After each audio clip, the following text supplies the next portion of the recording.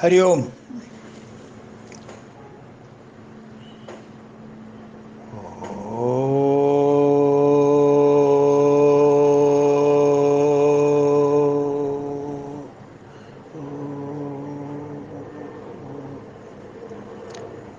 ओम सहनाववतु सहनौ भुनक्तु सह वीर्यं करवावहै तेजस्विनावधीतमस्तु मा विद्विषावहै।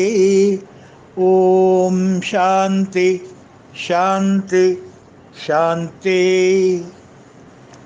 शान्ताकारं भुजगशयनं पद्मनाभं सुरेशं विश्वाधारं गगनसदृशं मेघवर्णं शुभांगं लक्ष्मीकान्तं कमलनयनं योगिहृद्यानगम्यं वन्दे विष्णुं भवभयहरं സർവലോകൈകനാഥം.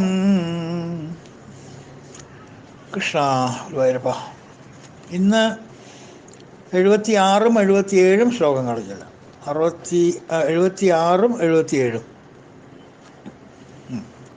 ഭൂതാവാസോ വാസുദേവ സർവാസു നിലയോനല ദർപ്പഃ ദർപ്പദോ ദൃപ്തോ ദുർധരോധഃ പരാജിത വിശ്വമൂർത്തിർമഹാമൂർത്തിർ ദീപ്തമൂർത്തിരമൂർത്തിമാൻ അനേകമൂർത്തിരവ്യക്ത ശതമൂർത്തി ശതാനന. ഇത് റിതമാ ചെല്ലാനല്ലേ, നല്ല രസമുള്ള പദങ്ങൾ. ഇന്നത്തെ നാമം നമ്മൾ ദർപ്പഹ, അഹംഭാവത്തെ നശിപ്പിക്കുന്നവൻ. അഹംഭാവമല്ല, അഹംഭാവം. ശരി, അഹം ഭാവമല്ല, അത് ബ്രഹ്മഭാവമാണ്. അഹംഭാവം എന്ന് പറഞ്ഞെങ്കിൽ അഹങ്കാരത്തെ നശിപ്പിക്കുന്നവൻ. ആസുര സമ്പത്തിയുള്ളവർ, അത് പ്രാധാന്യമായിട്ടുള്ളവരെ അധർമ്മമാർഗത്തിൽ സഞ്ചരിച്ച് അർത്ഥം സമ്പാദിക്കുന്നു. ധർമാർത്ഥ കാമമോക്ഷം എന്നുള്ള തത്വത്തിൽ അർത്ഥം സമ്പാദിക്കുന്നത് ധാർമ്മികമായിട്ടുള്ള വഴി കൂടെ അല്ലാത്തവർ രാക്ഷസന്മാർ, അവർ ധാരാളമുണ്ട്. അവർ ദർപ്പം ഉള്ളവരാണ്, അഹങ്കാരമുള്ളവരാണ്. അതാണ് അവർ ആ പദ്ധതി സ്വീകരിക്കുന്നത്. അങ്ങനെയുള്ള ദർപ്പം ഭക്തന്മാരിലൊക്കെ കടന്നുകൂടിയാൽ അത് ഭഗവാൻ നശിപ്പിക്കുന്നു. ചിത്തശുദ്ധി കാരണം, ചിത്തശുദ്ധി, അന്ധകരണ ചിത്തശുദ്ധി എന്ന് പറയുന്നത് ഭഗവാൻ തന്നെ ഏറ്റെടുക്കുന്നു. ചിത്തത്തിലത്തെ ശുദ്ധീകരണം ഭഗവാൻ തന്നെ ഏറ്റെടുക്കും. ദർപ്പഹ നമ്മൾ കണ്ടതാണ്. അഹങ്കാരം ഇല്ലാണ്ടാക്കുന്ന ഭഗവാൻ എത്രയോ പ്രാവശ്യം നമ്മൾ കണ്ടിട്ടുണ്ട്. ഭക്തന്മാരിലും അതെ, രാക്ഷസന്മാരിലും അതെ. അവരുടെ അഹങ്കാരത്തെ ആദ്യം ശമിപ്പിക്കും. ആദ്യം അതാണല്ലോ വേണ്ടത്. അപ്പോൾ അതാണ് ആ നാമത്തിൻ്റെ അർത്ഥം. അത് കൂടുതൽ വ്യാഖ്യാനിക്കേണ്ട ആവശ്യമില്ല. വളരെ വളരെ ഇനി വരുന്ന കുറേ നാമങ്ങൾ അങ്ങനെയുള്ളതാണ് കേട്ടോ. ഞാനത് ചിലപ്പോൾ ഒരു സൂപ്പർ ഫാസ്റ്റായിട്ട് പോവും, അത് തെറ്റിദ്ധരിക്കേണ്ട. അത് വിഷ്ണുനാമം എങ്ങനെയും തട്ടിക്കൂട്ടി കഴിക്കാനുള്ള ഉദ്ദേശം കൊണ്ടല്ല, തെറ്റിദ്ധരിക്കരുത്. വീണ്ടും വീണ്ടും പറയുന്ന നാമങ്ങൾ ഇങ്ങനെ പറഞ്ഞുകൊണ്ടിരിക്കണ്ടല്ലോ. പ്രത്യേകിച്ച് വല്ല അർത്ഥവ്യാപ്തി ഉണ്ടെങ്കിൽ മാത്രം പറഞ്ഞാൽ മതി വെച്ചിട്ടാണ് ഞാൻ ഈ ഓട്ടപ്രദർശനമാക്കുന്ന ചില നാമങ്ങൾ. വേണ്ട നാമങ്ങൾ ഞാൻ നിർത്തി പറഞ്ഞോളാം. ദർപ്പഹ, ദർപ്പദ,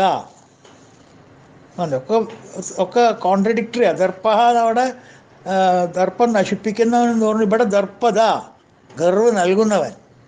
അത്യാവശ്യത്തിന് വേണ്ടേ എരുവും പുളിയൊക്കെ മനുഷ്യന്? കുറച്ചൊരു ഗർവൊക്കെ വേണ്ടേ? പ്രത്യേകിച്ച് ഗൃഹസ്ഥന്മാർക്ക് കുറച്ചൊക്കെ ഒരു ചെറിയൊരു ഇത് വേണ്ടേ? ഈ കാര്യം നടക്കില്ലല്ലോ. എല്ലാവരും നമ്മളെ പൊട്ടന്മാരാക്കില്ലേ. ആത്മവിശ്വാസം വളരെ അത്യാവശ്യമാണ്. ആത്മവിശ്വാസം എന്ന് പറയുന്നത്, കോൺഫിഡൻസ് എന്ന് പറയുന്നതും തലക്കനം എന്ന് പറയുന്നതൊക്കെ വളരെ ഒരു മാർജിൻ, ചെറിയൊരു ഡിസ്റ്റിങ്ക്റ്റ് ഡിഫറൻസേ ഉള്ളൂ. അത് നമ്മളുടെ മനസ്സിലുണ്ടാകുന്ന മാർജിനാണ്. മറ്റവർക്ക് കാണുമ്പോൾ തോന്നും നമ്മൾ അഹങ്കാരം പറയുന്നത്. നമ്മൾ അഹങ്കാരമല്ല പറയുന്നത്, നമ്മൾ ആത്മവിശ്വാസമാണ് പറയുന്നത്. കോൺഫിഡൻസ്. പരീക്ഷ ജയിക്കും, ഞാൻ ജയിക്കും, അവന് അഹങ്കാരി കേട്ടോ, അങ്ങനെ പറയണ്ട. അപ്പോൾ പക്ഷെ അത് മനുഷ്യന്മാർക്ക് തോന്നിത്തക്ക രീതിയിലുള്ള ദർപ്പം ചിലപ്പോൾ ഭഗവാൻ നമുക്ക് തന്നിരിക്കും. അത് സ്വീകരിക്കുക പ്രസാദമായിട്ട്. അപ്പോൾ ഈ അങ്ങനത്തെയുള്ള ഗർവം നിഷാദാത്മകമല്ല എന്നർത്ഥം. ആ ഗർവങ്ങളൊക്കെ ചിലപ്പോൾ ഭയം ഇല്ലാതെയാക്കും, മനസ്സിൽ നിന്നുള്ള ഭയം തേച്ചു മാച്ച് കളയും. അതൊക്കെ വളരെ നല്ലതാണ്, ആധ്യാത്മിക പുരോഗമനത്തിന് അത് നല്ലതാണ്, അത് ആവശ്യം തന്നെയാണ്. അധർമ്മികളുടെ പ്രലോഭനങ്ങൾക്ക് അവരെ അവഗണിക്കാൻ നമുക്ക് കഴിയും. ഈ കാമക്രോധ ലോപമോഹ മത മത്സര്യാദികളുടെ എന്താ പറയുക, പ്രലോഭനങ്ങളുണ്ടല്ലോ, അതിൽ നിന്നൊക്കെ ഒന്ന് വിട്ടു നിൽക്കാൻ കഴിയും നമുക്കൊന്ന് സെൽഫ് കോൺഫിഡൻസ് ഉണ്ടെങ്കിൽ.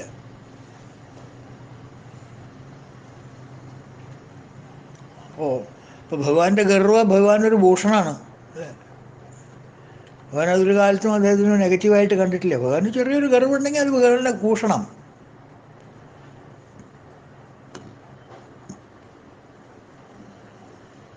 അദർപ്പത എന്നുള്ളൊരു പ്രയോഗം ഈ വാക്കിനുണ്ടെന്ന് കമൻറ്റേറ്റേഴ്സ് പറയുന്നുണ്ട്. ദർപ്പഹ എന്നുള്ളതിന് അദർപ്പത, ദർപ്പഹ എന്നവിടെ പറഞ്ഞില്ല. അപ്പോൾ ഇവിടെ അദർപ്പത അങ്ങനെയൊരു പാഠഭേദമുണ്ട്. അദർപ്പത മീൻസ് ഗർവിൽ നിന്ന് മുക്തി നേടുന്നവൻ, ആദ്യത്തെ അർത്ഥം തന്നെയായി.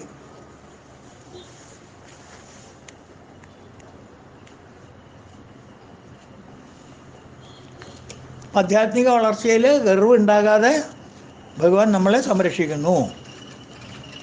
അദർപ്പത എന്നെടുത്താൽ അതായിരിക്കും കൂടുതൽ ചേരുക, മറ്റതും തെറ്റൊന്നുമില്ല. അതാണ് ആ വാക്കിൻ്റെ അർത്ഥം. ദൃപ്ത, അടുത്ത നാമം ദൃപ്ത, 714. ദൃപ്ത മീൻസ് സദാ സന്തോഷത്തോടു കൂടിയവൻ. ഭഗവാന്റെ സ്വസ്വരൂപം തന്നെയല്ലേ ആനന്ദം. സദാസമയത്തും ആ ആനന്ദത്തിൽ ആറാടിക്കൊണ്ടിരിക്കുന്നവൻ, എവർ അറ്റ് പീസ്. എന്തനുഭവങ്ങൾ ലോകത്തിൽ നമുക്ക് കിട്ടിയാലും ആ അനുഭവത്തിനെ മനഃശാന്തിയായിട്ട് കൺവേർട്ട് ചെയ്യാനുള്ള ഒരു കഴിവ് നമ്മളുടെ മനസ്സിനും ഹൃദയത്തിനും ഉണ്ടാവുക, ബുദ്ധിക്കും ഹൃദയത്തിനും ഉണ്ടാവുക. ആ ഒരു കഴിവ്, അതൊരു കഴിവാണ്. എന്ത് ചുറ്റുപാടായാലും അതിനെ കൺവേർട്ട് ചെയ്ത് എടുക്കുക എന്നുള്ള കഴിവ്.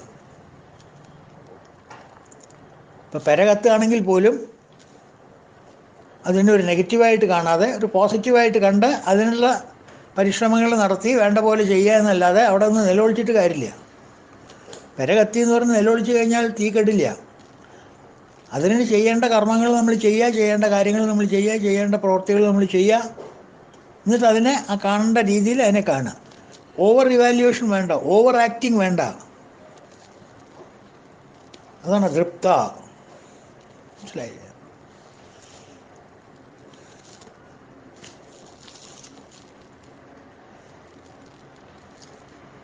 സംഭവങ്ങളെ സംഭവങ്ങളായിട്ട് കാണുക, സംഭവങ്ങളെ ഞാനായിട്ട് കാണരുത്.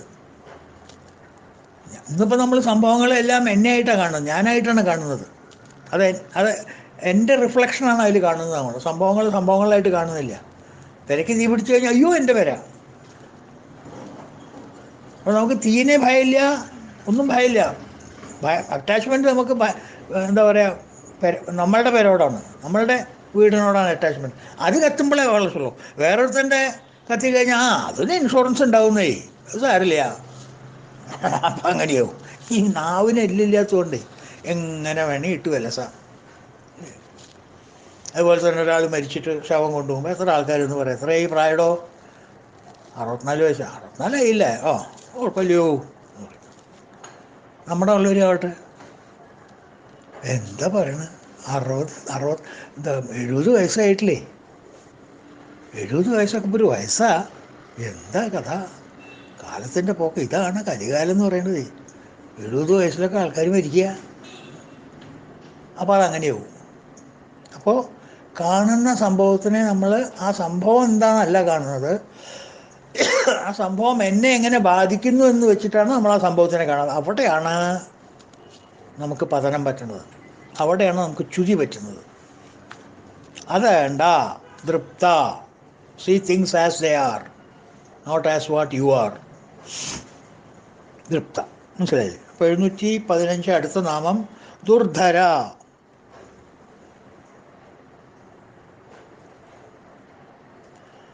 ദുർധര എന്ന് വെച്ചെങ്കിൽ നിലനിർത്താൻ ബുദ്ധിമുട്ടുള്ളവൻ അർത്ഥം, പിടിച്ചാൽ ഒതുക്കാൻ പറ്റാത്തവൻ.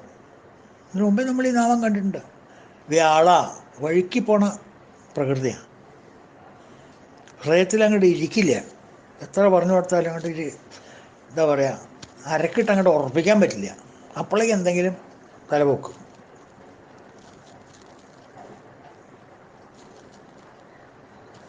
മനസ്സിലായോ? ഒരു ഉപാധിയും ഇല്ലാതെ ആനന്ദസ്വരൂപം എന്നുള്ളൊരു നിലയ്ക്ക് അതിനെ പിടിച്ച് നമുക്ക് മനസ്സിലിരുത്താൻ വളരെ ബുദ്ധിമുട്ടാണ്. ഏതായാലും ഭഗവാൻ തന്നെയാണ്. ഈ ലോകത്തിൽ കാണുന്ന എല്ലാം ഭഗവാനാണ്. ഭഗവാന്റെ വ്യാപ്തിയാണ് എല്ലാം. ഭഗവാന്റെ വിഭൂതികളാണ് എല്ലാം. നന്മയും തിന്മയും എന്തും ഭഗവാന്റെയാണ് എന്നുള്ളൊരു, ഇതെല്ലാം വാസുദേവനാണ്, സർവം ഇതം വാസുദേവ എന്നുള്ളൊരു ഭാവം നമ്മുടെ മനസ്സിൽ ഉറച്ച്, ആദ്യം തന്നെ മനസ്സിൽ അത് ഉറയ്ക്കണം.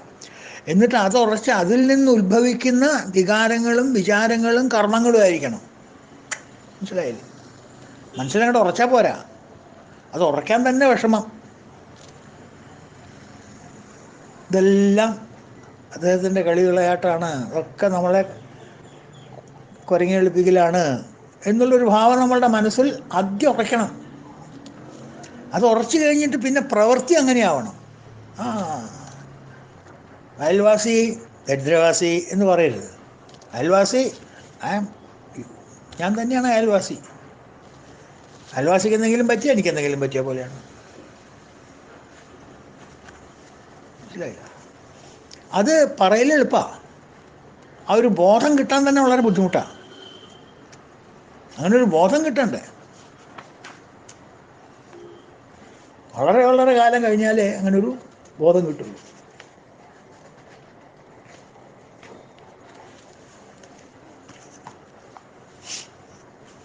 അതാണ് നമുക്ക് ആവശ്യം. അത് നമുക്ക് കിട്ടാനും വളരെ വളരെ വളരെ വളരെ ബുദ്ധിമുട്ടാണ്. എത്രയോ ജന്മജന്മാന്തരങ്ങൾ കഴിഞ്ഞ് മനസ്സ് റിഫൈൻ ചെയ്ത് സ്ഫുടീകരിച്ച് ആ ഒരവസ്ഥയിലേക്ക് നമ്മൾ എത്തണം എന്നുണ്ടെങ്കിൽ ഏത് ജന്മത്തിലെ വെച്ച് ആർക്കറിയാം.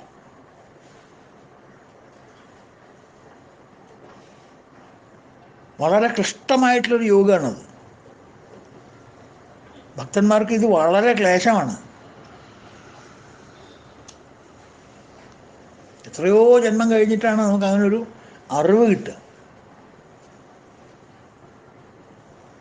എല്ലാം വാസുദേവനാണ് എന്നുള്ളൊരു ഭാവം നമ്മളുടെ മനസ്സിൽ വരണ്ടേ. അത് വളരെ എളുപ്പമല്ല എന്ന് പറഞ്ഞു. എത്രയോ ജന്മങ്ങൾ കഴിഞ്ഞാലേ അങ്ങനെ ഒരു ഭാവം കിട്ടുള്ളൂ എന്ന് പറയും. ഭഗവാൻ തന്നെ പറയും 7-ാം അധ്യായത്തിൽ, സമ്മതിക്കും ഭഗവാൻ. ബഹൂനാം ജന്മനാമന്തേ ജ്ഞാനവന്മം പ്രപദ്യതേ വാസുദേവ സർവമിതി സ മഹാത്മ സദുർലഭം. സദുർലഭം ഏവം ദുർലഭ്യവസ്തുവൻ, ദുർലഭമായിട്ടുള്ളതാണ്. ഇതെല്ലാം വാസുദേവനാണെന്നുള്ളൊരു അറിവ് ഇങ്ങോട്ട് കിട്ടുക. ബഹൂനാം ജന്മനാമന്തേ, എത്രയോ ജന്മങ്ങൾ കഴിഞ്ഞ് ആ ജന്മത്തിൻ്റെ അവസാനത്താവും ജ്ഞാനവാൻ മാം പ്രപദ്യതേ വാസുദേവ സർവമിതി സം മഹാത്മ സ ദുർലഭ. ഏറെ ജന്മങ്ങൾ കൊടുക്കം ജ്ഞാനിയെന്നിലണഞ്ഞിടും. കുറേ ജന്മങ്ങൾ കഴിഞ്ഞ് ആ ഒരു അറിവ് വന്നു കഴിഞ്ഞാൽ ജ്ഞാനി എൻ്റെ അടുത്തേക്ക് വരും. ഏറെ ജന്മങ്ങൾ കൊടുക്കം ജ്ഞാനി എന്നിലണഞ്ഞിടും. ബഹൂനാം ജന്മനാം അന്തേ ജ്ഞാനവാൻ മാം പ്രപദ്യതേ. തർജ്ജമ നോക്കൂ എൻ്റെ കൂട്ടരേ, പറയേണ്ട നിർത്തില്ല. ബഹൂനാം ജന്മനാമന്തേ, ഏറെ ജന്മങ്ങൾക്കൊടുക്കം ജ്ഞാനവാൻ മാം പ്രപദ്യതേ, ജ്ഞാനി എന്നിൽ അണഞ്ഞിടും. ആവു വാസുദേവ സർവമിതി, വാസുദേവൻ സർവമെന്ന് ആ മഹാത്മാവ് ദുർലഭൻ. വാസുദേവ സർവമിതി സ മഹാത്മാ സുദുർലഭ. അങ്ങനെയുള്ളവർ വളരെ ദുർലഭമാണ് Arjuna. Very rare, very very rare.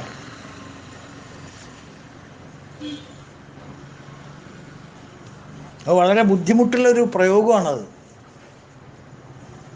എല്ലാം ഞാനാണെന്ന് അറിഞ്ഞുകൊണ്ടുള്ള ഒരു മനസ്സിൽ ഉറച്ചുകൊണ്ടുള്ള പ്രവൃത്തി ചെയ്യുക എന്ന് പറഞ്ഞത് ബുദ്ധിമുട്ടാണ്. പക്ഷേ അഭ്യാസേനത് കൗന്ദേയ, അഭ്യാസം കൊണ്ട് കൗന്ദേയ വൈരാഗ്യേണ ച ഗൃഹ്യതാം. അഭ്യാസം കൊണ്ട് അതിൻ്റെ അടുത്ത് ചെല്ലാം, വൈരാഗ്യം കൊണ്ട് അതിനെ പിടിക്കാം. സ്ലിപ്പറിയല്ല, പൊക്കൾ നോക്കി പിടിക്കാം, പാമ്പിനെ പിടിക്കണ പോലെ. പറഞ്ഞില്ലേ ഞാൻ?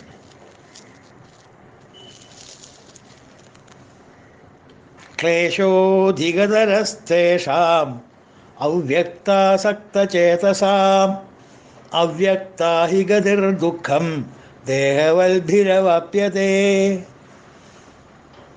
അവ്യക്തനായിരിക്കുന്ന രൂപത്തെ വാസുദേവൻ ഇതാണ് എന്നുള്ള രൂപത്തെ വാസുദേവനാണ് ഈ ലോകമെല്ലാം എന്ന് എങ്ങനെ മനസ്സിലാക്കാൻ പറ്റും നമുക്ക്? അവ്യക്താദീനി ഭൂതാനി ക്ലേശോധികതരസ്തേഷാം. അവ്യക്ത സക്തചിത്തന്മാർക്കുണ്ടല്ലോ ക്ലേശമേറ്റവും. അവർക്ക് പോലും ക്ലേശമുണ്ടെന്നാണ് പറയുന്നത്. എന്തിനാ? ഇതെല്ലാം ഒന്നായിട്ട് അംഗീകരിക്കാൻ. അപ്പോൾ വളരെ ബുദ്ധിമുട്ടുള്ള കാര്യമാണ്, വളരെ ബുദ്ധിമുട്ടാണ്, അത്ര എളുപ്പമല്ല. ക്ലേശോ അധികരസ്തേഷാം അവ്യക്താം സക്തചേതസന്മാർ, അവർക്ക് പോലും ബുദ്ധിമുട്ടാണ്. 12-ാം അധ്യായത്തിൽ ഭക്തിയോഗത്തിൽ പറയുന്ന ഭഗവാൻ, മനസ്സിലായോ? അതുകൊണ്ട് ദുർധര ബുദ്ധിമുട്ടുള്ളതാണ്, സമ്മതിക്കണം. അതുകൊണ്ടാണ് ദുർധര എന്ന് പറയാൻ കാരണം. കോഷൻ, മുൻകൂട്ടി വാർണിംഗ് തരികയാണ്. പറ്റില്ല എന്നല്ല പറയണത്, ബുദ്ധിമുട്ടാണ്, സൂക്ഷിച്ചോ. ഒരു കോഷൻ സൈൻ ഉണ്ട് അവിടെ. ഒരു റോഡ് ബെൻഡ് ഉണ്ട്, അല്ലെങ്കിൽ ഒരു കൾവേർട്ട് ഉണ്ട്, ഒരു റോഡ് സൈൻ. ദുർധര, സൂക്ഷിച്ചോ കുട്ടിയെ. റെക്ലെസ് ആയിട്ട് വണ്ടി ഓടിച്ച് പോകണ്ട. Don't take it for granted. ലൈഫേ ബുദ്ധിമുട്ടുണ്ട്, ചില കാര്യങ്ങൾക്ക് ബുദ്ധിമുട്ടുണ്ട്, അത് കണ്ടറിഞ്ഞ് നടക്കുക. റൈറ്റ്. ദുർധര, ദുർധരോധ. അടുത്ത നാമം അപരാജിത. അപരാജിത എന്നാണ് കേട്ടോ. ദുർധരോധ അപരാജിത. അപരാജിത മീൻസ് തോൽവിയില്ലാത്തവൻ അർത്ഥം. ഇത് നമ്മൾ എത്രയോ പ്രാവശ്യം കണ്ടിരിക്കുന്നു ഭഗവാനെ കുറിച്ച്. മനുഷ്യൻ്റെ ആന്തരിക ശത്രുക്കളാണ് രാഗം, ദ്വേഷം, കാമം, ക്രോധം, ലോഭം, മതം, മാത്സര്യം എന്നിവ, അല്ലേ? ഭഗവാൻ ഇതെല്ലാം ജയിച്ചവനാണ്. ഇതിലൊന്നും ഭഗവാന് ഒരു പ്രശ്നമില്ല. ഇതൊന്നും ജയിക്കാണ്ട് അദ്ദേഹം നമ്മളെ പോലെയൊക്കെ ഇങ്ങനെ കാമക്രോധ, ലോഭ, മോഹ, മതം, മത്സരമായിട്ട് നടന്നാൽ സർവാധിപത്യം എങ്ങനെ കിട്ടാനാ? ഓരോ അധികാരികൾക്ക് കുടുംബനാഥൻ മുതൽ, ഒരു ചെറിയ വീട്ടിലെ കുടുംബനാഥൻ മുതൽ, അമ്മ, അച്ഛൻ, അല്ലെങ്കിൽ ഭാര്യ, ഭർത്താവ്, 2 കുട്ടികൾ, ചെറിയൊരു കുടുംബം നോക്കിക്കോളൂ. ആ കുടുംബത്തിൽ പോലും ആ കുടുംബനാഥൻ എന്നുവെച്ചാൽ അങ്ങോട്ട് എത്ര ആൾക്കാർ ബോസ്? അമ്മയുണ്ട്, ഏട്ടനുമുണ്ട്, ഞാനുമുണ്ട്. 3 കുട്ടികൾ, 2 കുട്ടികളും ഒരമ്മയും ഒരച്ഛനും. അപ്പോൾ ആ അച്ഛൻ കുടുംബനാഥനാണ്. റേഷൻ കാർഡിലത്തെ കാര്യമല്ല, റേഷൻ കാർഡിൽ ഇപ്പോൾ അമ്മയാണ് കുടുംബനാഥ, അതിരിക്കട്ടെ. അപ്പോൾ ആ സാധാരണഗതിയിലെ കുടുംബനാഥൻ എന്ന് പറയുന്നത് അച്ഛനാണ്. ഈ അച്ഛൻ എത്ര ആളുടെ മേലധികാരിയാണ്? 3 ആളുടെ. ഈ 3 ആളുടെ മേലധികാരി ആവണമെങ്കിൽ പോലും നമ്മൾ അംഗീകരിക്കില്ലേ അദ്ദേഹം ഒരു ഇമ്പാർഷ്യൽ ആളായിരിക്കണമെന്ന്? എപ്പോഴും അമ്മ പറഞ്ഞ ഞങ്ങളുടെ എങ്ങനെയാണ് യെസ് പറയാം? അപ്പം അമ്മ പറയും, അവരെന്താ എപ്പോഴും കുട്ടികൾ പറഞ്ഞ് യെസ് പറയണത്? എന്നെ വേണ്ടേ, എന്നെ വിലയില്ലേ? അപ്പോൾ ചേട്ടൻ പറയും, അച്ഛനെപ്പോഴും അവൾ പറഞ്ഞതേ ഉള്ളൂ. ഓ, അങ്ങനെ ഒരു പൊന്നാര മോള്. ചേച്ചി പറയും, എന്തായാലും അവൻ ആദ്യം വന്നതല്ലേ, അവനോട് തന്നെ അച്ഛനിഷ്ടം. ഇങ്ങനെ ഇമ്പാർഷ്യലായ മുതലാവുമോ? നടക്കുമോ കാര്യം? നടക്കില്ലല്ലോ. അപ്പോൾ വ്യക്തിപരമായിട്ടുള്ള ആ നേതാവിൻ്റെ അല്ലെങ്കിൽ കുടുംബനാഥൻ്റെ കാമക്രോധ, ലോഭ, മോഹ, മത, മത്സരങ്ങളൊക്കെ ഇല്ലാത്ത ഒരാളായിരിക്കണം. എന്നാലേ ശരിക്കൊരു കുടുംബനാഥൻ എന്ന് പറയാൻ പറ്റുള്ളൂ. ആ കുടുംബം കുറച്ചുകൂടി വലുതാണെങ്കിലോ, ഒരു കൂട്ടുകുടുംബത്തിലെ കാരണവരാണെങ്കിലോ, കാരണവരും കൈകാര്യകർത്താവും എന്നൊക്കെ പറഞ്ഞ പോലെ, അൺഡിവൈഡഡ് ഇൻറ്റു ഫാമിലി ആണെങ്കിൽ ആ തറവാട്ടുകാരനവരുടെ മനോബലം എത്ര വേണം നോക്കൂ. എന്തെല്ലാം നല്ല ക്വാളിറ്റീസ് അദ്ദേഹത്തിന് വേണം. അങ്ങനെയുള്ള ക്വാളിറ്റികളൊന്നും ഇല്ലാണ്ട് എത്ര കുടുംബങ്ങൾ നാട്ടിൽ നശിച്ചിട്ടുണ്ട്, നമ്മുടെ പ്രത്യേകിച്ച് നായന്മാരുടെ വീട്ടിൽ ഇല്ലേ? എത്ര എണ്ണം നശിച്ചു പോയിട്ടുണ്ട്. അഹങ്കാരവും അവകാരവും കേസും കൂട്ടവും ലിറ്റിഗേഷനും. ഓരോരുത്തർ മരിക്കുമ്പോൾ അവരുടെ പേരിൽ 24-30 കേസൊക്കെ, ക്രിമിനൽ കേസുകൾ 10-60 എണ്ണത്തിൽ സാക്ഷി, അങ്ങനെയൊക്കെയാണ്. എന്താ കഥ? Litigation, litigation, litigation, India litigation. എന്നെ ഞാൻ കാണിച്ചാൽ ഞാൻ പോലീസ് സ്റ്റേഷനിൽ കയറ്റും, എന്നെ ഞാൻ കോടതി കയറ്റും. ഇതൊക്കെ ഒരു കുടുംബനാഥന് പറ്റില്ല. കുടുംബത്തിലെ അംഗങ്ങൾക്ക് ഇതൊക്കെ ആവാം, അതൊക്കെ ഭൂഷണമാണ്. പക്ഷെ കുടുംബനാഥൻ ഇതൊന്നും പാടില്ല. ഒരു കമ്പനി CEO, 10,000 ആൾക്കാർ പണിയെടുക്കുന്ന ഒരു കമ്പനിയുടെ ഒരു CEO, ചീഫ് എക്സിക്യൂട്ടീവ് ഓഫീസർ അല്ലെങ്കിൽ CFO, അവർക്ക് ഇതൊക്കെ പറ്റുമോ? ഇത്ര ആൾക്കാരെ നയിക്കേണ്ട ആളല്ലേ, ഒരു റോൾ മോഡലാവണ്ടേ? അപ്പോൾ ഒരു കമ്പനിയിലെ ഒരു സിഇഒന് ഇതില്ലെങ്കിൽ എന്തൊക്കെ ആ കമ്പനി നശിക്കാനുള്ള വഴികളിൽ അതൊക്കെ ഇല്ലയെന്നുണ്ടെങ്കിൽ, ഈ പറഞ്ഞ ഗുണഗണങ്ങളൊന്നും ഇല്ല അദ്ദേഹത്തിന് എന്നുണ്ടെങ്കിൽ, ആ സിഇഒക്ക് എന്നുണ്ടെങ്കിൽ, അതില്ലാതെ എത്ര കമ്പനികൾ നശിച്ചിട്ടുണ്ട് നമ്മുടെ കൺമുന്നിൽ നമ്മൾ കണ്ടിട്ടില്ലേ? കാമക്രോധ ലോഭ മോഹ മത മത്സരങ്ങളെ കൊണ്ട് നശിച്ച കമ്പനി എത്ര എണ്ണം, നാട് വിട്ടു പോയ ആൾക്കാർ എത്ര എണ്ണം ഉണ്ട്? അപ്പോൾ ഒരു വ്യക്തിയെ കൊണ്ട് ഒരു മഹാസംരംഭം നശിക്കുമെങ്കിൽ, ഈ പ്രപഞ്ചത്തിന് മുഴുവൻ സിഇഒ ആയിരിക്കുന്ന ഭഗവാൻ ഇതൊക്കെ കയ്യിൽ വെച്ചിട്ട് നന്നാവോ? കാമക്രോധ ലോകമോഹ മത്സരങ്ങളൊക്കെ ഇതൊക്കെ അദ്ദേഹത്തിൻ്റെ കയ്യിരിപ്പായാൽ എങ്ങനെ ലോകം നടത്തി കൊണ്ടുപോകാൻ പറ്റും?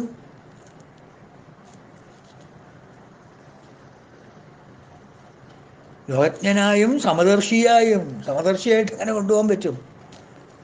Impartial, without fear or favour. ഇതൊക്കെ വെറുതെ അല്ല പറയണത് മന്ത്രിമാരെ. അവർ കാമം ക്രോധം ലോഭം മോഹം മധു മത്സരമൊക്കെ വിചാരിച്ചിരുന്നാലോ, പകപോക്കലായാലോ? എന്നെക്കുറിച്ച് ഞാൻ അങ്ങനെ പറഞ്ഞല്ലേ, അവനെന്താ കാണിച്ചു തരാം. രണ്ടാമത്തെ ദിവസം കേൾക്കാം അയാളെ പോലീസ് അറസ്റ്റ് ചെയ്തു.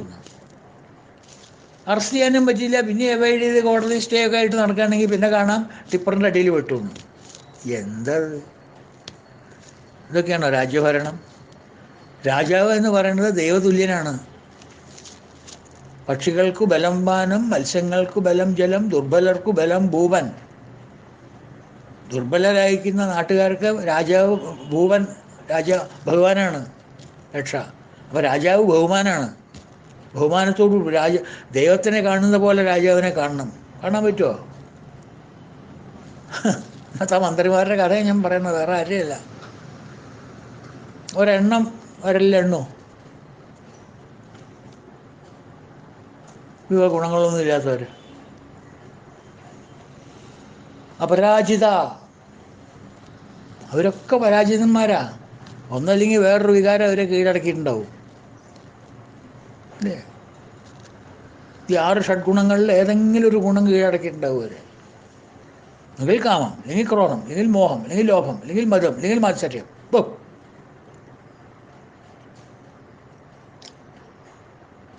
ശരിക്കൊരു നേതാവ്, ഒരു ലീഡർ എന്നൊക്കെ പറഞ്ഞാൽ, ഒരു നായകൻ എന്നൊക്കെ പറഞ്ഞാൽ ഇതൊക്കെ വേണം. അല്ലെങ്കിൽ വെറും വിനായകനായി മാറും. അതാണ് അപരാജിത. അതേപോലെ തന്നെ ബാഹ്യ ശത്രുക്കളെ കീഴടക്കാനുള്ള കഴിവും വേണം. നെയ്ബറിങ് കൺട്രീസ്, പുറത്തുനിന്നുള്ള ആക്രമണങ്ങൾ അത് ചെറുക്കാനുള്ള നയം, അതിൻ്റെ സ്ട്രാറ്റജി. നമ്മുടെ നേർക്ക് വല്ല ആക്രമണം വരികയാണെന്നുണ്ടെങ്കിൽ ഞാൻ എങ്ങനെ തകർക്കും? എൻ്റെ രാജ്യത്തിനെ ഞാൻ എങ്ങനെ രക്ഷിക്കും? എൻ്റെ സ്റ്റേറ്റിനെ ഞാൻ എങ്ങനെ രക്ഷിക്കും? എൻ്റെ കുടുംബത്തിനെ ഞാൻ എങ്ങനെ രക്ഷിക്കും? എന്നെ ഞാൻ എങ്ങനെ രക്ഷിക്കും? താപത്രയങ്ങൾ വന്നു. അതുകൊണ്ടാണ് ശാന്തി ശാന്തി ശാന്തി എന്ന് പറയുന്നത്. 3 തരത്തിലുള്ള ദോഷങ്ങൾ വന്നാലും അതിൽ നിന്നൊക്കെ ശാന്തി തരട്ടെ ഭഗവാൻ. ആദി ഭൗതികം, പിന്നെന്താ ആധ്യാത്മികം.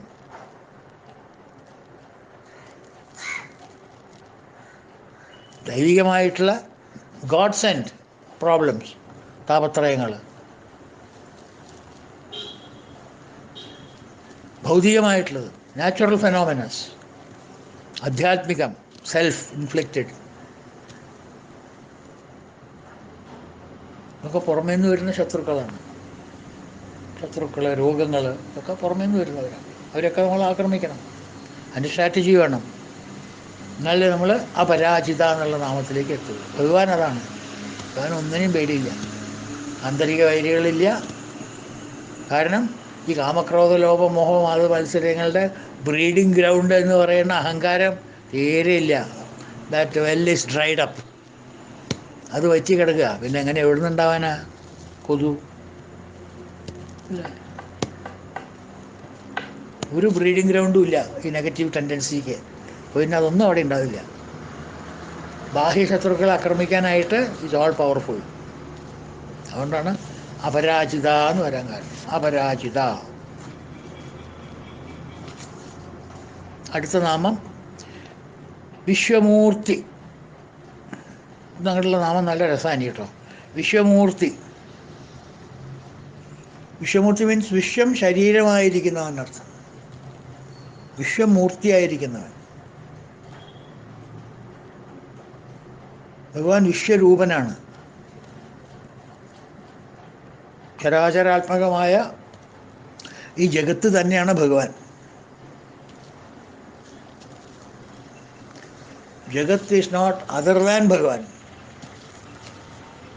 ജഗത്ത് ഈസ് ഭഗവാൻ.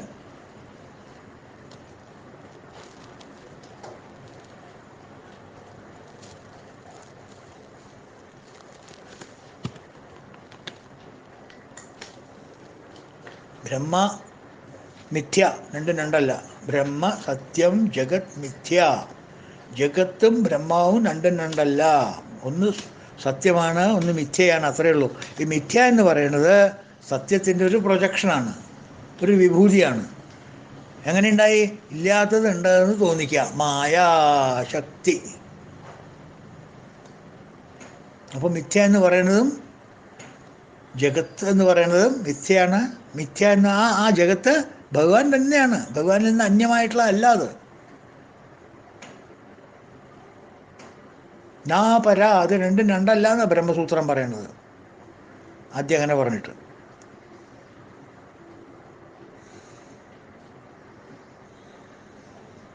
ഇപ്പം ചരാചരമാത്മകമായ ഈ ജഗത്ത് മുഴുവൻ ഭഗവാന്റെ ശരീരമാണ്. ഹോൾ ബോഡി, ഹോൾ വേൾഡ്, ജഗത്ത്, universe is his body. External objects ആണ് അദ്ദേഹത്തിൻ്റെ ശരീരം എന്ന് പറയുന്നത്. കോസ്മിക് പേഴ്സൺ എന്നൊക്കെ പറയില്ലേ, ടോട്ടൽ ബോഡി.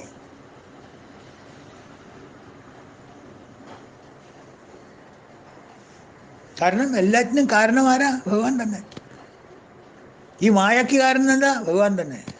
മായ കൊണ്ട് പ്രകടിപ്പിക്കുന്ന മായാവസ്തുവിന് ആരാ കാരണം? ഭഗവാൻ തന്നെ. മായാശക്തി വിലാസ കൽപ്പിത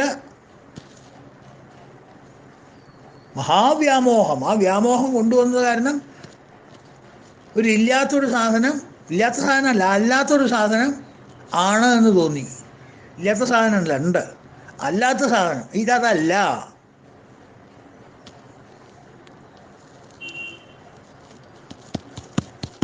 മനസ്സിലായി? അപ്പോൾ ഭഗവാൻ തന്നെയാണ് ഈ മിഥ്യയിലും വ്യാപിച്ചിരിക്കുന്നത്. ബ്രഹ്മൻ തന്നെയാണ് ഈ മിഥ്യയിലും ജഗത്തിലും വ്യാപിച്ചിരിക്കുന്നത്. ആ മഹത്തായിട്ടുള്ള എന്താ പറയുക, കാരണം തന്നെയാണ് ഈ മറ്റു കാര്യങ്ങളിൽ എല്ലാറ്റിലും വ്യാപിച്ചിരിക്കുന്നത്. കാര്യകാരണ സംബന്ധ സിദ്ധാന്തം ആണ് ഇവിടെ പറയുന്നത്. വിശ്വമൂർത്തി എന്നുള്ള വാക്കിൽ കാര്യകാരണ സംബന്ധ സിദ്ധാന്തം, the theory of cause and effect നമ്മൾ കണ്ടതാണ്. Every effect has a cause. Effect is different, cause may be same. If cause is removed from the effect, nothing remains. Therefore, cause is concurrent and inherent in the effect. പഠിച്ചിട്ടുള്ളതാണ്, ഒന്നുകൂടി revise ചെയ്യാന്ന് മാത്രം. Every cause, every effect has a cause. എല്ലാ കാര്യത്തിനും ഒരു കാരണമുണ്ട്, ഇല്ലേ? എല്ലാ കാര്യത്തിനും ഒരു കാരണമുണ്ട്. There is a cause for every effect.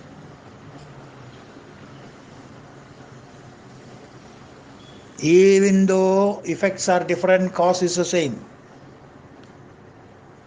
Ultimate cause is the same for all manifested effects. കാര്യങ്ങൾ വ്യത്യസ്തമായാലും ഈ വ്യത്യസ്തമായ കാര്യങ്ങൾക്കെല്ലാം ആദി കാരണം ഒന്നാണ്, ഒരേ ഒരു കാരണം, ബ്രഹ്മ സത്യം. ഈ കാര്യങ്ങളിൽ നിന്ന് ഈ കാരണം വലിച്ചെടുത്താൽ ഒന്നും നിലനിൽക്കില്ല.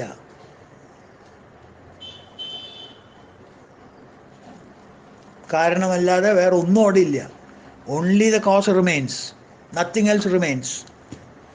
So if from the effect the cause is removed, nothing but the cause remains. Effect ഇല്ല അവിടെ.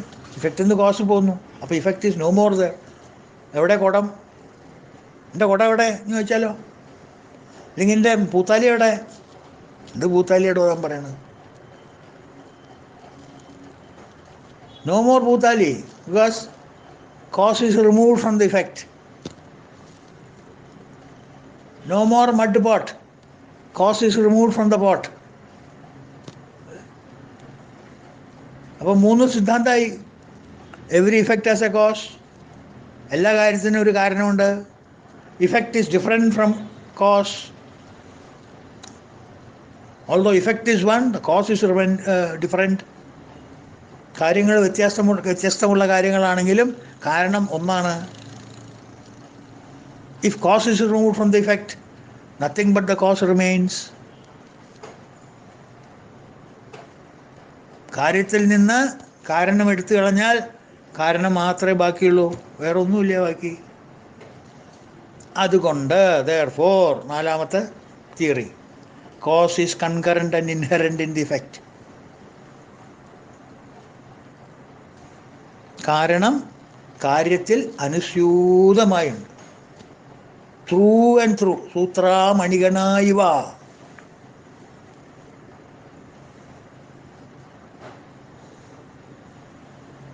Cause is concurrent and inherent in the effect. കാര്യത്തിൽ കാരണം അനുസ്യൂതമായിട്ടുണ്ട്. കുടത്തിൽ മണ്ണ് അനുസ്യൂതമായിട്ടുണ്ട്. ആഭരണത്തിൽ സ്വർണം അനുസ്യൂതമായിട്ടുണ്ട്. തിരമാലകളിൽ സമുദ്രം അനുസ്യൂതമായിട്ടുണ്ട്. പാമ്പിൽ കയറ് അനുസ്യൂതമായിട്ടുണ്ട്. ഇൻ ദ സെയിം വേ ജഗത്തിൽ അനുസ്യൂതമായിട്ട് ഭഗവാനുണ്ട്, വിശ്വമൂർത്തി. അതുകൊണ്ട് എല്ലാം ഭഗവാനാണ്. എല്ലാം സർവം ബ്രഹ്മമയം, എല്ലാം ബ്രഹ്മമയം. അതാണ് വിശ്വമൂർത്തി. ഓക്കെ, മഹാമൂർത്തി. തന്നെ ഭീഷ്മർക്ക് ഈശ്വര എന്താ അത് കഥ? വിശ്വമൂർത്തി എന്ന് പറഞ്ഞ് നിർത്തിയാൽ പോലെ, ഏയ് മഹാമൂർത്തി, വളരെ വലിയ ശരീരമുള്ളവൻ, വിശ്വരൂപം, the total body of the world. ഈ ലോകത്തിലുള്ള ശരീരങ്ങളെ എല്ലാം കൂടി ഒന്ന് ആലോചിക്കൂ, ഇത്രയുണ്ടെന്ന്. മനുഷ്യന്മാരുടെ മാത്രമല്ല, പട്ടി, പൂച്ച, എലി, പെരിച്ചാഴി, പന്നി, കൂറ, all bodies in the world unite. ഇതാവും ഏതാണ്ടൊരു പിടി കിട്ടിയോ മനസ്സിൽ? അതാണ് വിശ്വരൂപം, അതാണ് മഹാമൂർത്തി അല്ലേ? സ്വർഗം, ഭൂമി, ഇതിൻ്റെ ഇടയ്ക്കുള്ള അന്തരീക്ഷം, ഈ എല്ലാറ്റിലും നിറഞ്ഞു നിൽക്കുന്ന ഭഗവാൻ എല്ലാ ദിക്കിലും വ്യാപിച്ചിരിക്കുന്നു. ഭൂർ ഭുവ സ്വ, ഭൂ ഭുവ സ്വ, സ്വർഗം, ഭൂമി, ഇടയ്ക്കുള്ള ആകാശം, അന്തരീക്ഷം, ഇതിലെല്ലാവരിലും ഭഗവാൻ വ്യാപിച്ചിരിക്കുന്നു. അനന്തപത്മനാഭൻ എന്നൊക്കെ പറയേണ്ടതാണ്. അനന്തൻ്റെ മുകളിൽ കിടക്കണ പത്മനാഭൻ എന്ന് മാത്രമല്ല, അനന്തപത്മനാഭൻ, അന്തമില്ലാത്ത പത്മനാഭൻ. അതാണ് മഹാമൂർത്തി. അടുത്ത നാമം എന്താ വരുന്നു? ദീപ്തമൂർത്തി. വേറൊരു മൂർത്തി. എത്ര മൂർത്തികളാ? 719. ദീപ്തമൂർത്തി, ജ്ഞാനമയനും തേജോമയനുമായ ഭഗവാൻ.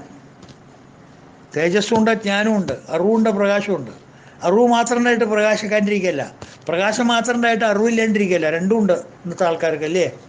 അറിവുള്ളവർ എത്ര ആൾക്കാരുണ്ട് പ്രകാശിക്കില്ല.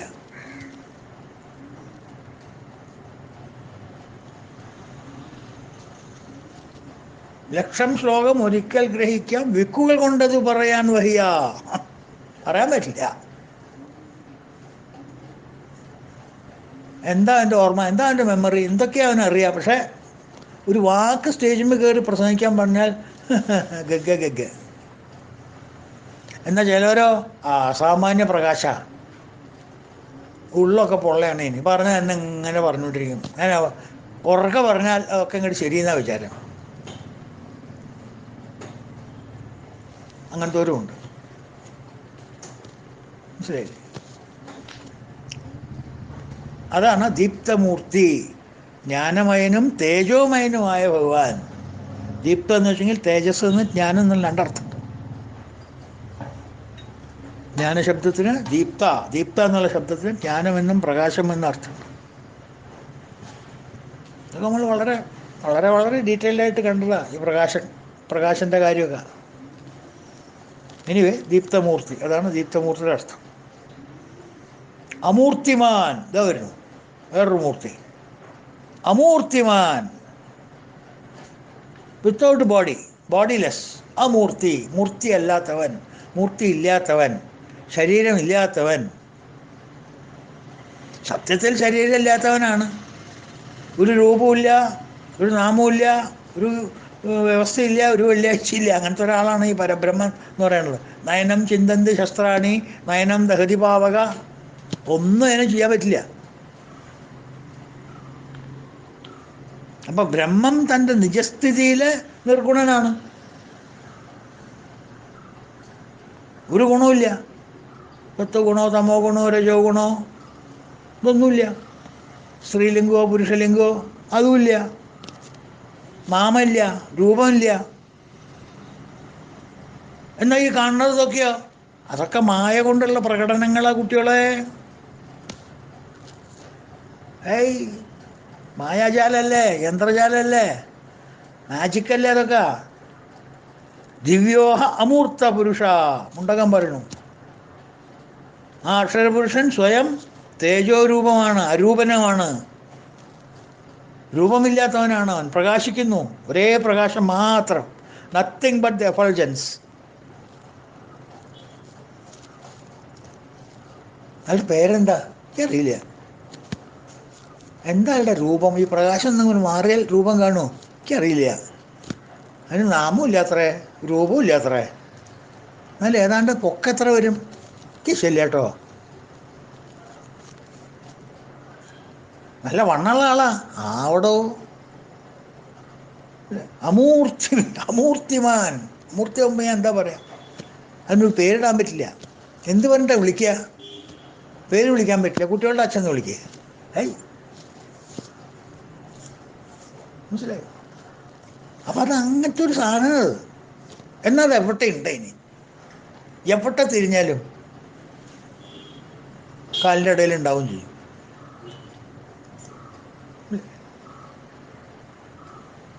അതുകൊണ്ടാണ് ഭട്ടതിരിപ്പാട് പറഞ്ഞ് അജ്ഞാത്വാ തേ മഹത്വം യതിഹ നിഗദിതം വിശ്വനാഥ ക്ഷമേധാം സ്തോത്രം ചെയ്തത് സഹസ്രോത്തരമധികതരം ത്വൽപ്രസാദായ ഭൂയാത്. അങ്ങയുടെ പ്രസാദം കൊണ്ട് എന്തൊക്കെയോ കുറേ പേരുകൾ പറഞ്ഞു ഭഗവാന്റെ. അതിപ്പോൾ തോന്നണു അജ്ഞാനം കൊണ്ട് അത് പറഞ്ഞതെന്ന്. നല്ല അറിവുണ്ടെങ്കിൽ ആ പേരൊന്നും ഞാൻ വിളിച്ചു പറയില്ല. എന്തൊക്കെയോ പേര് വിളിച്ചു ഭഗവാനെ. ശ്രീകൃഷ്ണ ദാമോദര, വാസുദേവ, കൃഷ്ണ, വാഷ്ണയ, 1000 നാമങ്ങൾ വിളിച്ചു പറഞ്ഞു. ഇതൊക്കെ ബുദ്ധി ഇല്ലാത്തതുകൊണ്ട് പറഞ്ഞാൽ ഞാൻ കേട്ടോ. ശരിക്കുള്ള ജ്ഞാനം കിട്ടാത്തതുകൊണ്ട് പറഞ്ഞതാ, പിടി കിട്ടാത്തതുകൊണ്ട് പറഞ്ഞതാ. അജ്ഞാത്വ, അജ്ഞാനം കൊണ്ട് പറഞ്ഞതാണ് ഞാൻ. ഞാനുണ്ടെങ്കിൽ ഇതൊക്കെ ഞാൻ പറയുമോ? അങ്ങയുടെ ഞാൻ വിളിച്ചിട്ട് പറയേ വാസുദേവനാണ്. അയ്യേ, വാസുദേവനോ ബാക്കിയുള്ളതൊക്കെയോ? To define God is to defile God.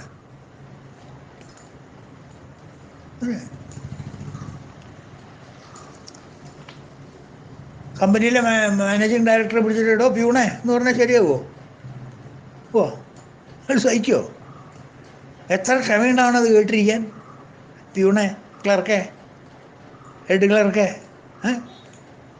Police commissioner അടുത്ത് പോയിട്ട് ഹെഡ് ആൻഡ് ഷേപ്പിൾ അങ്ങോട്ട് വരിക എന്ന് പറഞ്ഞാൽ അയാൾക്ക് സഹിക്കുമോ? അയാൾ 2 കീച്ച് തരും. ഇതൊക്കെ സഹിക്കുക. അതെന്താ അങ്ങനെ വിളിക്കാൻ കാരണം? അയാൾ കമ്മീഷണർ എനിക്കറിയില്ല, ഞാൻ ഇയാൾ ഹെഡ് ആൻഡ് ഷേപ്പിളാന്ന് ചോദിച്ചു. അയാളുടെ വേഷവും ഭാവം കൂടി കണ്ടപ്പോൾ ഹെഡ് ആൻഡ് ഷേപ്പിളേ എന്ന് പറഞ്ഞു. ഇവിടെ വരിക എന്ന് പറഞ്ഞു. അത് അജ്ഞാനം കൊണ്ടല്ലേ ഞാൻ ഇതൊക്കെ വിളിച്ചത്. അല്ലെങ്കിൽ അങ്ങയുടെ പേര് വിളിക്കുക. അങ്ങക്ക് പേരിടാൻ പറ്റുമോ? എനിക്ക് അങ്ങ് ആരാ? പേരുകൊണ്ട് ഞാൻ അങ്ങയെ പരിമിതമാക്കിയ, കളങ്കപ്പെടുത്തേ. അജ്ഞാത്വാ മഹത്വം, അങ്ങയുടെ മഹത്വം അറിയാത്തത് കൊണ്ടല്ലേ ഭഗവാനെ, അങ്ങയുടെ പ്രസാദം കൊണ്ട് തന്നെ ഞാൻ ചെയ്ത് സമ്മതിച്ചു. അങ്ങനെ അനുവാദം തന്നിട്ട് തന്നെ ഞാൻ ചെയ്തത്, എന്നാലും ഞാൻ അങ്ങനെ ചെയ്യാൻ പാടില്ലായിരുന്നു. അജ്ഞാത്വാ മഹത്വം യതിഹ നിഗദിതം വിശ്വനാഥ, അങ്ങ് വിശ്വനാഥനാണ്. ക്ഷമേതാം, ക്ഷമ ചോദിക്കണു ഞാൻ. എന്തൊരു ഭാവം നോക്കൂ. അതാണ് അമൂർത്തിമാൻ, മൂർത്തിയില്ലാത്തവൻ അർത്ഥം, മൂർത്തിമാൻ. അപ്പോൾ മൂർത്തി, എത്ര മൂർത്തിയുടെ കളിയായി? വിശ്വമൂർത്തി, മഹാമൂർത്തി, ദീപ്തമൂർത്തി, അമൂർത്തിമാൻ. കഴിഞ്ഞോ? ഇല്ല, നീണ്ട് 721. അനേകമൂർത്തി. ഇത് വേറൊരു മൂർത്തി, അസംഖ്യ രൂപങ്ങളുള്ളവൻ അർത്ഥം, ഒന്നല്ല അല്ലേ. സഹസ്രനാമം എന്ന് പറഞ്ഞാൽ എത്രയോ രൂപല്ലേ, ഓരോരോ നാമങ്ങൾക്ക് ഓരോരോ രൂപല്ലേ. 1000 രൂപ ഇപ്പം നമ്മൾ തന്നെ ചാർത്തി കൊടുത്തില്ലേ. ഇരിക്കട്ടെ, എൻ്റെ മെഡല് ഭഗവാന്റെ നെഞ്ചത്തിരിക്കട്ടെ. അതുകൊണ്ട് നമ്മൾ തന്നെ ഇപ്പോൾ 1700 ചില്ലാന നാമങ്ങൾ ചാർത്തി കൊടുത്തു. ഇനി 100-300 നാമങ്ങളും കൂടി ബാക്കിയിടും.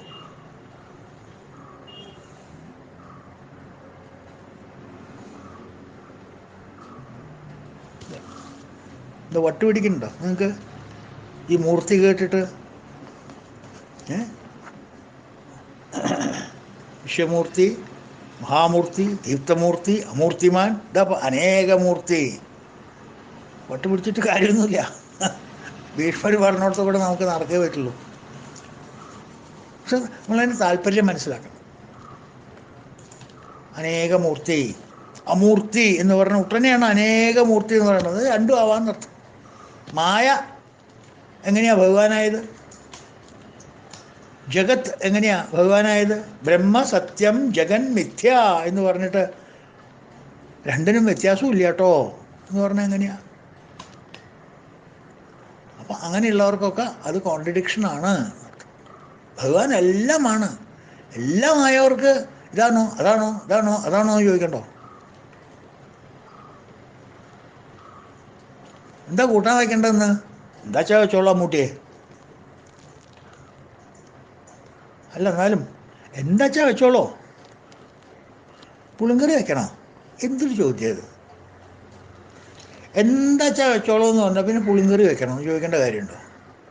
ഇഷ്ടമുള്ളത് വയ്ക്കുക. അതുപോലെ ഭഗവാൻ എന്ത് ഏത് പേരും ഭഗവാന് ചാർത്തി കൊടുക്കാം. കാരണം എന്താ? ഒരു മൂർത്തിയും ഭഗവാന്റെ എന്ന് പറയില്ല, എല്ലാം ഭഗവാന്റെ മായാവിലാസങ്ങളാണ്, മായാശക്തി വിലാസ കൽപ്പിതങ്ങളാണ് എല്ലാം.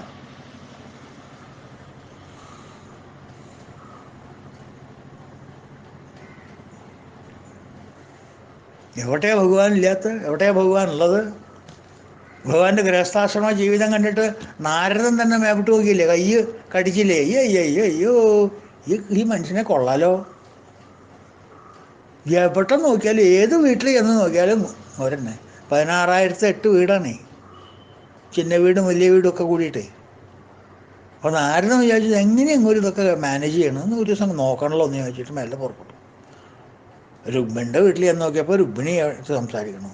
സത്യഭാമയുടെ അടുത്ത് വീട്ടിൽ ജനല മുറുക്കി നോക്കിയപ്പോൾ അവിടെയും സത്യഭാമയും കൃഷ്ണനായിട്ട് സല്ലപിക്കണം.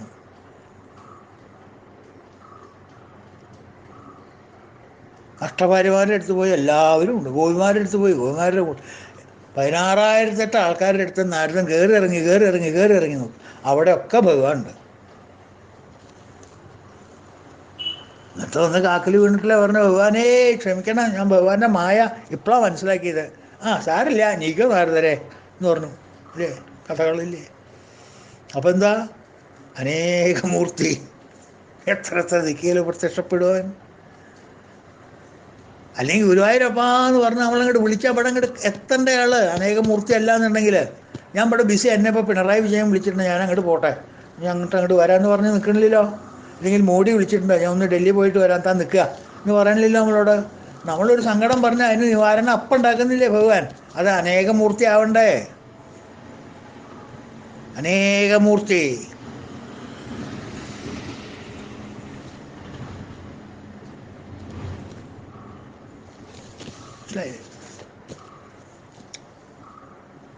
ലളിതാ സഹസ്രനാമത്തിൽ അതുകൊണ്ടാണ് അനേക കോടി ബ്രഹ്മാണ്ട ജനനീ ദിവ്യ വിഗ്രഹ, അനേക കോടി ബ്രഹ്മാണ്ട ജനനി, അനേക കോടി ബ്രഹ്മാണ്ടങ്ങൾക്ക് ജനനിയാണ്. ഒരാൾക്കല്ല, 16,008 ഭാര്യമാർക്കൊന്നല്ല.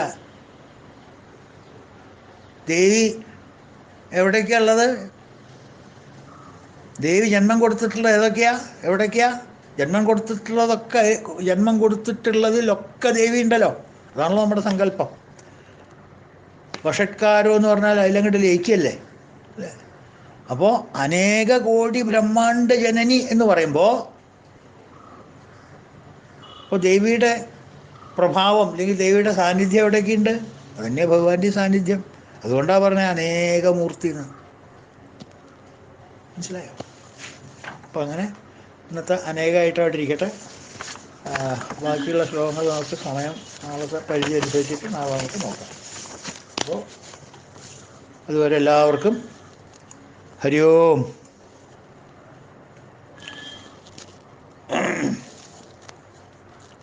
ഓം പൂർണ്ണമദ പൂർണ്ണമിദം പൂർണ്ണാത് പൂർണ്ണമുദച്യതേ പൂർണ്ണസ്യ പൂർണ്ണമാദായ പൂർണ്ണമേവാവശിഷ്യതേ. ഓം ശാന്തി ശാന്തി ശാന്തി. ഹരി ഓം തത്സത്. ഓം ശ്രീ ഗുരുഭ്യോ നമഃ. കൃഷ്ണ ഗുരുവായൂരപ്പ ഭഗവാനെ രക്ഷിക്കണേ.